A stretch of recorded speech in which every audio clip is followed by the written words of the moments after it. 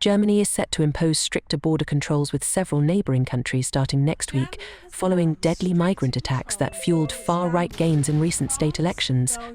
Germany has announced that it will implement stricter controls along its land borders with France, Belgium, the Netherlands, Denmark and Luxembourg starting next week, with the measures set to remain in place for at least 6 months. These measures are being introduced as a last resort, following a series of deadly knife attacks by migrants, which sparked public fury and has largely been seen as the catalyst to a far-right party securing the most seats in state elections in Germany since World War II. On Tuesday, the opposition party DU in Germany ended negotiations with the ruling traffic light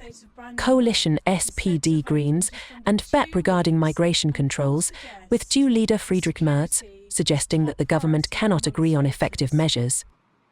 The third Eastern German state of Brandenburg is set to vote in just under 2 weeks, and polls suggest that security is a top priority among voters.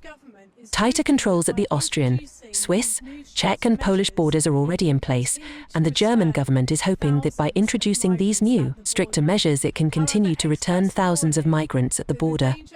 The border controls allow police to turn back anyone deemed not in possession of valid entry documents or a security risk. The German Interior Ministry reported on Monday that 30,000 migrants have been turned back at the border with Austria over the past 11 months.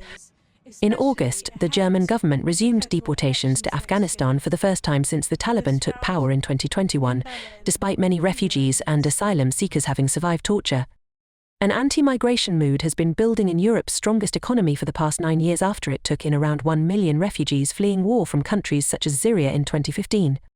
Parties on the far right and far left have been capitalizing on the government's decision to grant asylum to another 1 million Ukrainians who fled Russia's full-scale invasion in early 2022 despite high levels of inflation, soaring costs of living and an energy crisis that has seen scores of businesses close in Germany.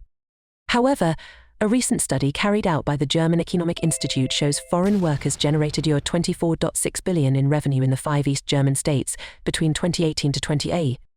Experts warn that the danger of the far right is not only their potential to win enough votes to govern alone, something that seems unlikely, but rather the risk that left-leaning parties may start adopting far-right policies in a bid to claw back voters, especially ahead of the federal elections next year.